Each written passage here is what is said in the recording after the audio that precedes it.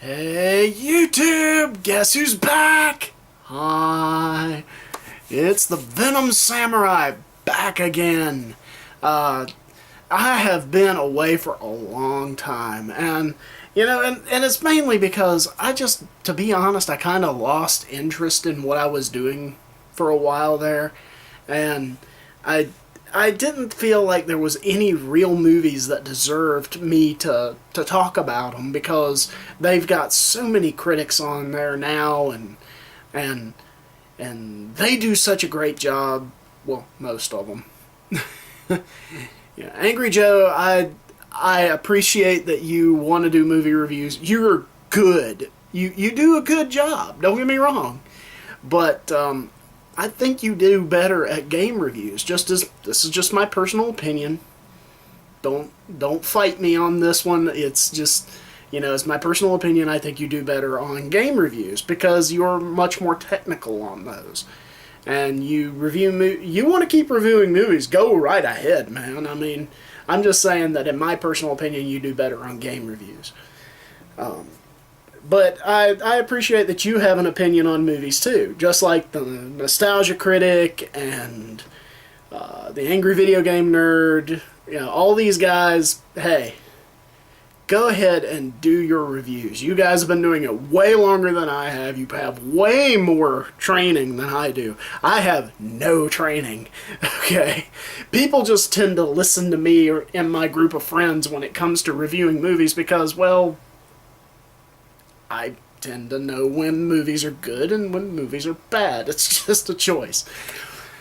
Okay, so getting to the point of why I'm making this video, I saw the movie It today, the remake. The movie that has been getting critical acclaim from everywhere, has grossed, I think it said it was $188 million worldwide thus far. I mean, this is a horror movie, folks. This is almost unheard of for a horror movie to garner this much acclaim. So for those of you who've never seen it, or you never saw the original movie, you never read the book, you never did any of that. I never read the book, but I did see the original miniseries movie. So I'll get that out of the way. That is my frame of reference for this review. It is not coming from someone who's read the book and knows all about the little insignificant detail-y shit that, book nerds love to nitpick when they go see movie adaptations of books. But that's my frame of reference. But I'll go ahead and give you kind of a quick plot synopsis. It's about these friends in the late 80s. We'll actually say the last 2 years of the 1980s. My generation. Basically, they realize there are a lot of disappearances happening in the town of Derry, Maine. Ooh, a Stephen King movie that takes place in New England. Wait a second. Damn, I don't have a shot ready. It's the Stephen King drinking game for those of you who watch the Nostalgia Critic. Anyway, so they notice that there's all these disappearances going around, but even though there's all these disappearances going on, not a lot seems to be getting done about it. The police are not out in force hunting for whoever's causing this. It just seems to be kind of forgotten by the people of the town. All the while, they're going through the usual growing up.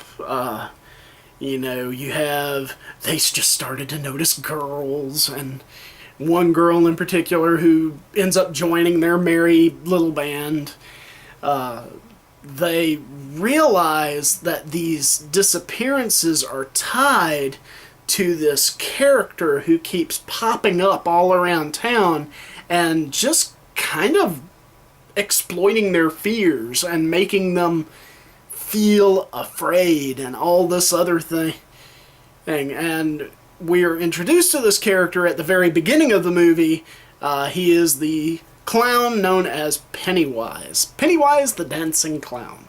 First off, I want to say, clowns are fucking scary.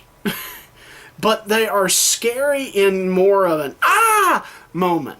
Not really so much of a slow burn scare, that's something I'm going to get into in just a second. But they're more of a jump scare sort of scare, you know. It's kind of like the clown from Poltergeist. You know Poltergeist. The little clown that sat in the corner, and then all of a sudden it disappeared, and then all of a sudden, boom, it's right there, and it wraps his arm around the kid, and it starts doing all this other stuff. See, that's how people generally view scary clowns. This movie actually took the idea of making the clown scary over time. Now, this is going to get into something that, first off, I want to say I loved this movie. I'm not going to say that it was, you know, that, oh, I just liked this movie. I loved this movie. The whole time I was sitting there, I was enjoying my experience of, pardon me, of watching the movie, because the characters felt really tight and very well done. There was only one character that I ever had any real issue with, and it really is kind of just a issue, and that was the young black boy.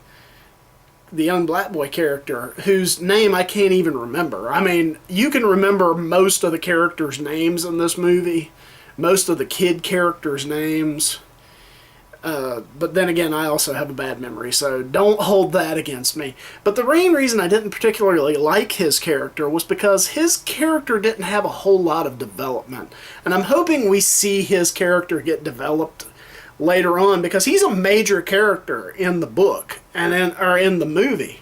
From the original movie, he was the one who got everybody together in the first movie. In this movie, it's more or less the main character Bill who kind of gets everybody together. In essence, you know, the kids, they go down, they fight the evil, and it apparently disappears. Which, at the end, spoiler alert, this is chapter 1 of this movie. And I kind of figured that would be the case. I didn't think they would do the whole story just set in the past, because the whole story doesn't take place in the past. It's actually a past and future story arc. So we have the past arc has just been done. The next movie will be the future arc, where the kids are grown up. In terms of story, the movie was great. I really felt connected to these characters, and I really wanted to see them, you know, grow up and actually defeat the evil. The Alexander Skarsgård, who plays Pennywise, did a fantastic job, in my opinion. Having seen the original movie with Tim Curry, Tim Curry played Pennywise as really silly. You know, he was a threat in the sense of he was a silly threat. You know, he was what people assumed clowns were like, in terms of scary clowns. And Alexander Skarsgård really plays scary well. And he makes you feel like the character is really terrifying and really out to get these kids. He's not just there to be scary. He's not there as a character in a haunted house. He's there as the haunted house. You know, he is the bad guy. He is the threat. Tim Curry is kind of the embodiment of the threat. He's not really the threat. He's just the embodiment of the threat. Alexander Skarsgård is the threat. But this also leads to one of my major gripes with the movie, which is it focused too heavily on jump scares. Now, don't get me wrong, jump scares used correctly can really make you nervous and make you on edge and you don't know what's gonna happen. But in my opinion, those are kind of they're what I like to refer to as lightning scares. Lightning scares are scary at the first moment, and then you forget about them, and then you move on. Slow burn scares, which you heard me talk about earlier, slow burn scares are scares that take place over a period of time. And they build, and they just slowly burn, and they slowly expand the scare until it's just made you so nervous you really don't want the scare. You really don't want to get that scare, because at that moment the scare could just possibly break your mind, And there was only really one of those done excellently in this movie, in my opinion. And that was the scene in which they are looking at the projector. Not to completely ruin the scene, but actually, it's in the trailer. I mean, you see a fair portion of it in the trailer that really just that's a slow burn scare, where they're checking out this stuff on the projector, and then all of a sudden it starts going through these family slides on its own. It's like the projector has become possessed, and then all of a sudden you start seeing the slow reveal of Pennywise coming through the projector, and then you see him, boom, he's right there, and he's trying to get at the kids, and then, it's just terrifying. And it felt so terrifying. I was literally sitting there gripping the armrests in the theater, just going, oh my God! And I usually don't get scared at movies like this, but this actually scared me. And I liked that, but it also brought us back out into the daylight. It ended the scare quickly. And then it made us go, what the fuck was that?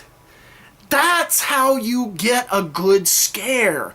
You have to really just make it slowly intensify, make it super intense at the end, and then just boom, it's over.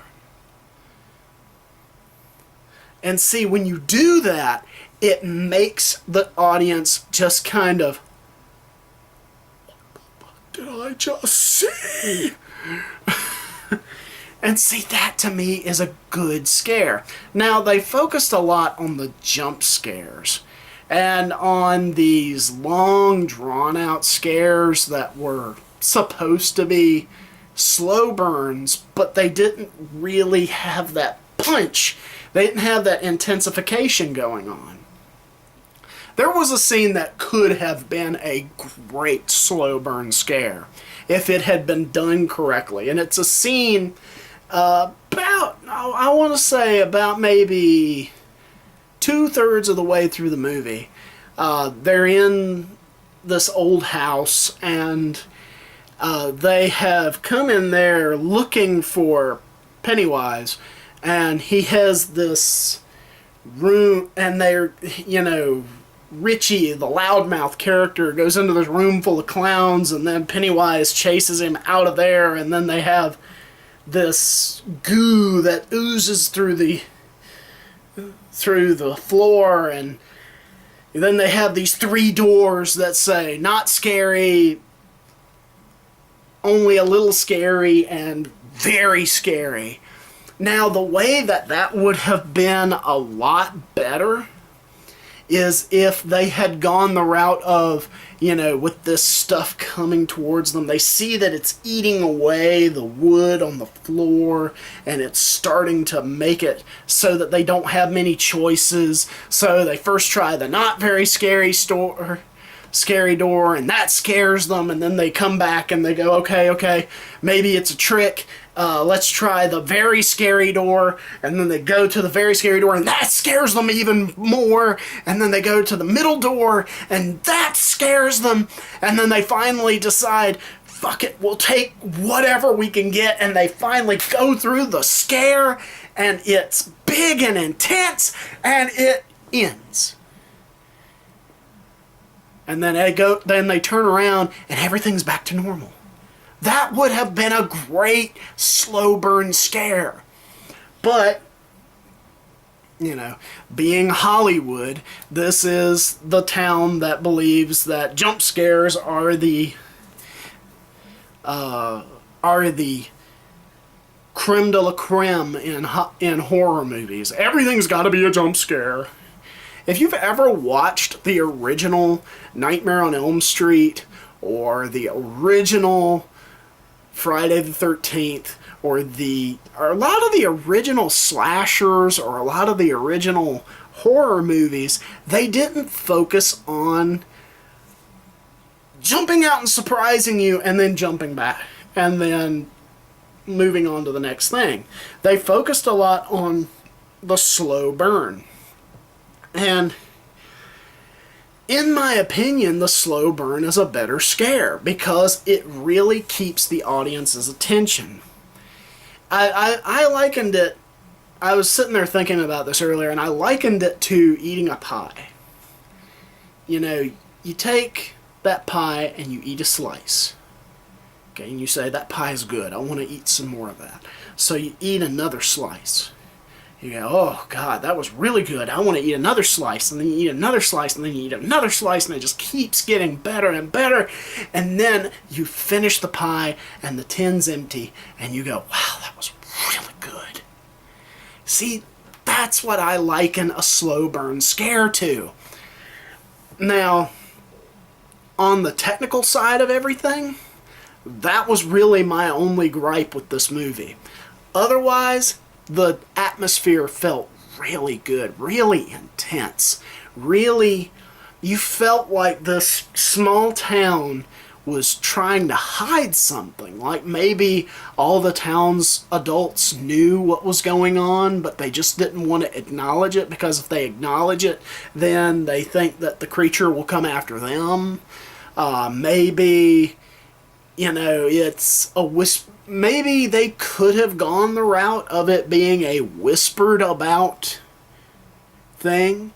Maybe go, hey, did you hear about what happened to little Susie? Something like that. That would have been great to see in this movie, but they didn't really do that. They just made it a very tense atmosphere. I like I like that they updated the bullies in this. That was one of Nostalgia Critic. That was one of his big gripes with the original movie, was these bullies look like they were pulled out of the 1950s. They are bullies for no apparent reason. They actually gave the bullies a reason to be bad kids in this, which is, the head bully, his father is the sheriff, and he knows he can get away with anything, but he is, as his father puts it later on in the movie, he's a paper man. All it takes is a little breeze and he crumbles. So, that's how Pennywise gets into him. And there's little subtle stuff in there, too. Like, if you pay attention in the movie, there are 2 scenes where there are people watching television.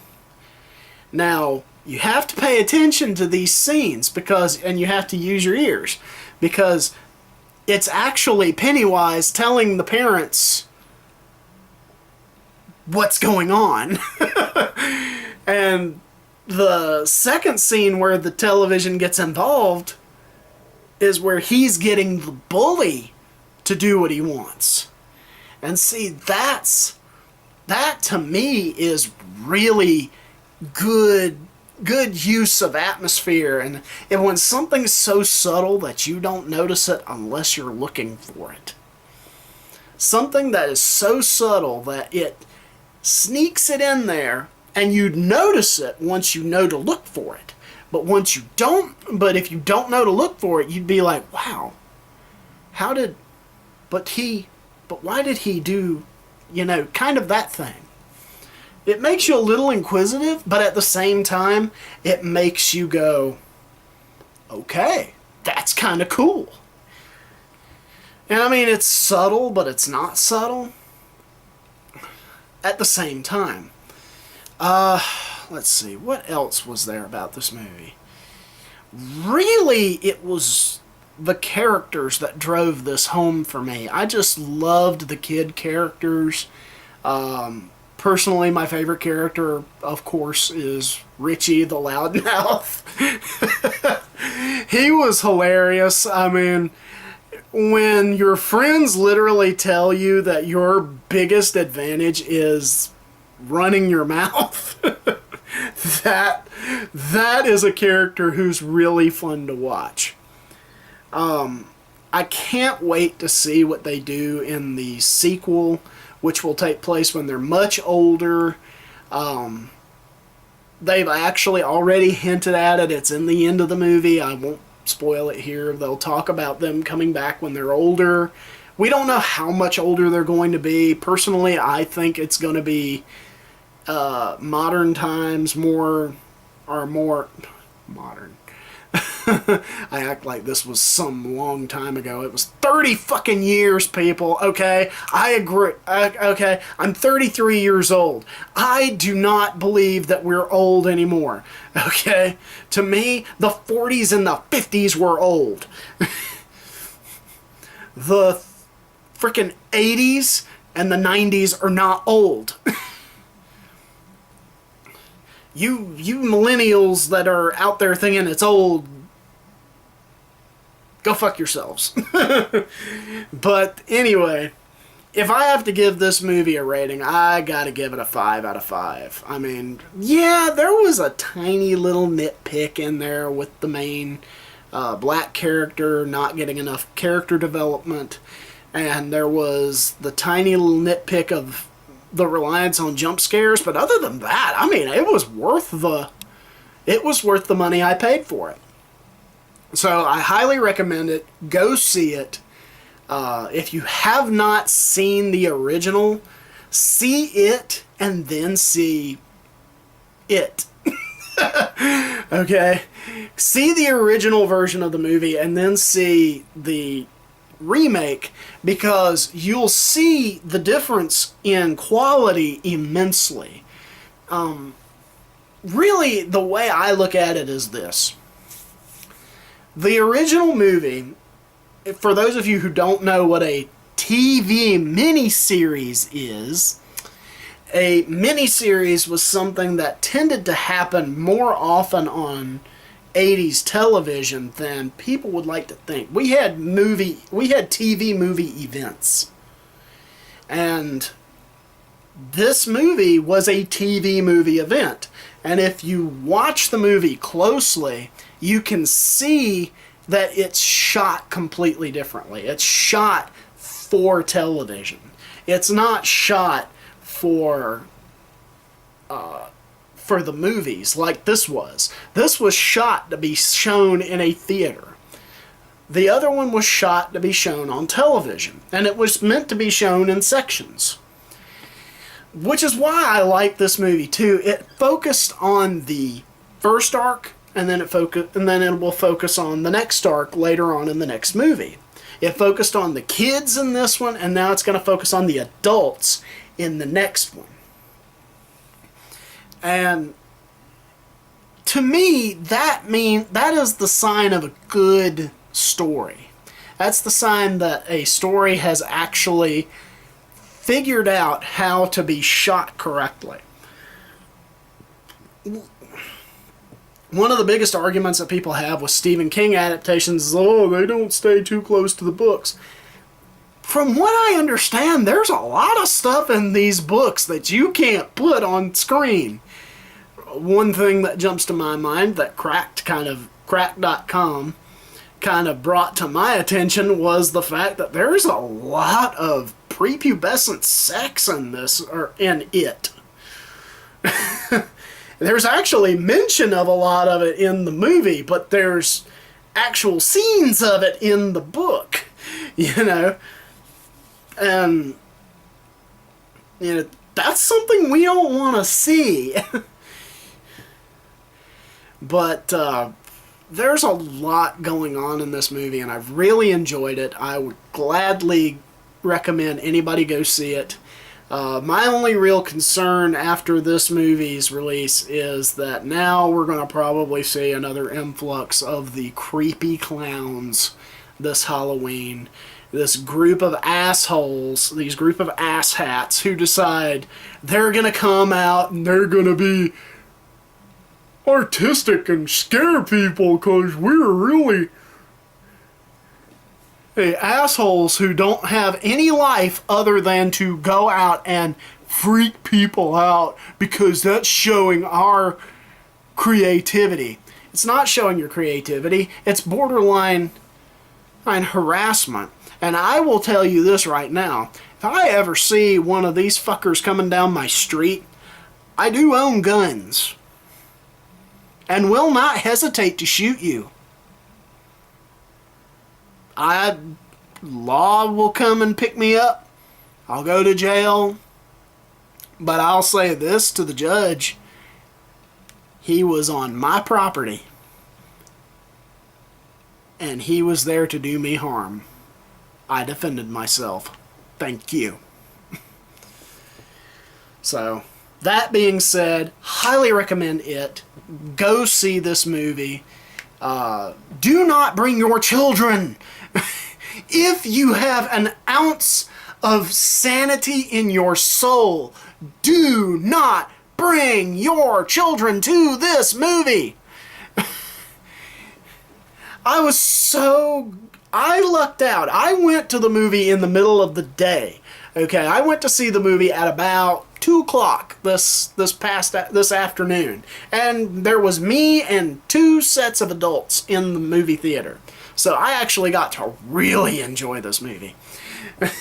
But I know that there are parents out there who are going to want to show this to their kids because this is what they grew up and saw, and they think that the kids will see it and want to grow up the same way. Do not bring your children to see this movie.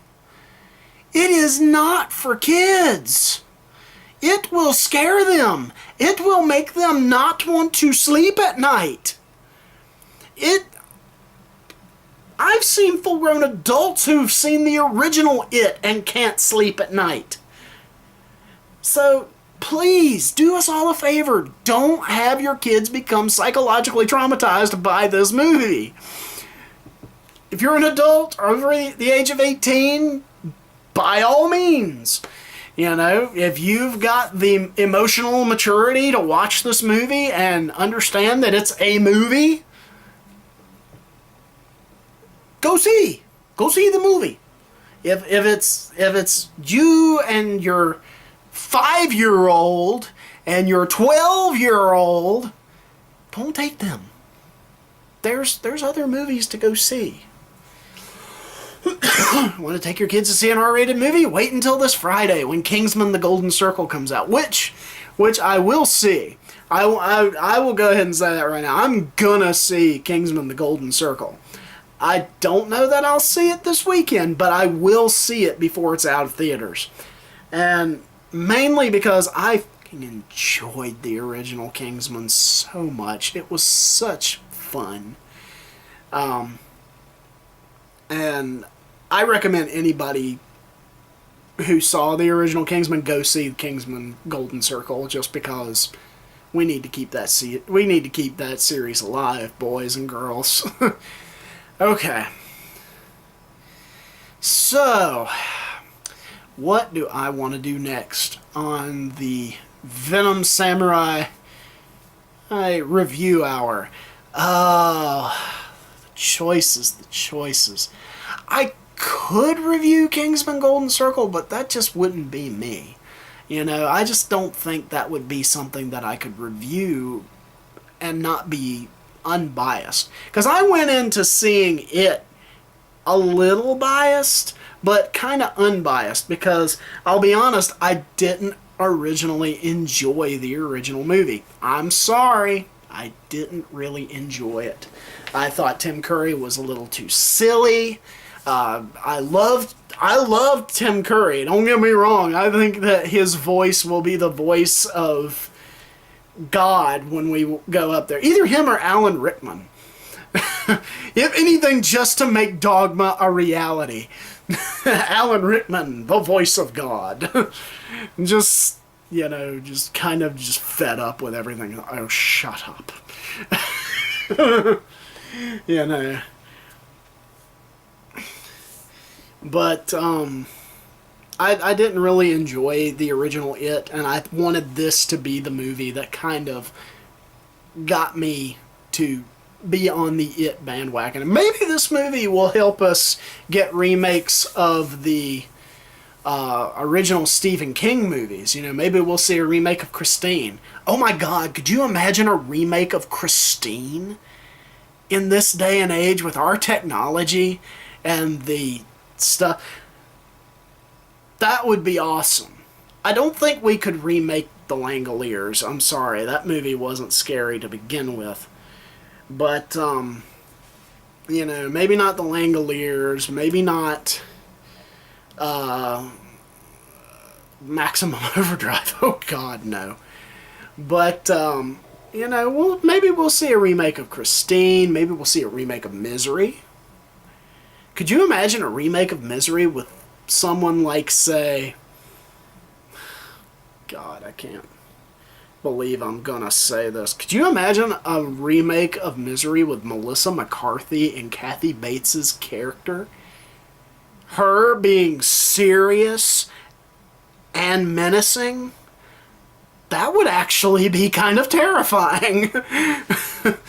You know, it's a thought. I don't particularly like Melissa McCarthy, but that could work, actually.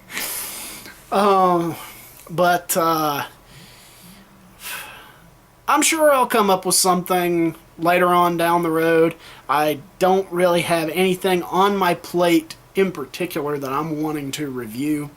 So, till the next time, boys and girls, this is the Venom Samurai signing off.